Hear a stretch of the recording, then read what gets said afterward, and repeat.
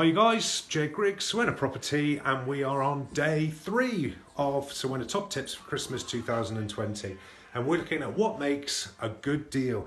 Now this one comes up a lot with our investors because, funnily enough, every investor is slightly different and they're looking for slightly different things.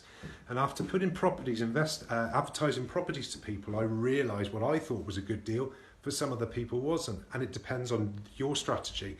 So here are the 5 areas that I think are important to investors. 1, cash flow.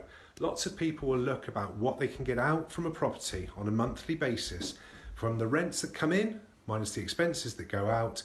What can they get out of that property, every single one? Number 1, cash flow.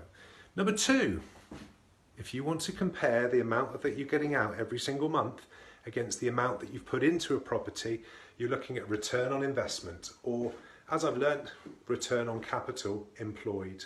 Now, to find that out, if you're working with a mortgage, for example, and you've put a deposit and you put money in to refurb it, and then you've looked to pull money out, which we're coming along to in a minute, you're looking at your annual rent divided by the money that you've got left in that deal. To make it a percentage, times it by 100. So number 2 is your ROCE, or your return on investment.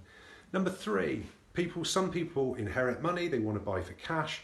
They will be looking for a yield. So determined by the purchase price of the property divided by, to create the yield, you have the annual rent divided by the purchase price and times it by 100. And it's really important for some people to get a good yield. Number 4, recycling money. And there's 2 ways to do that. You base it either on a bricks and mortar valuation or on a larger HMO that can't be converted back into a general residential property easily. Potentially, if you work with a decent broker, you can get a commercial valuation where you're looking at the property as a business based on the income.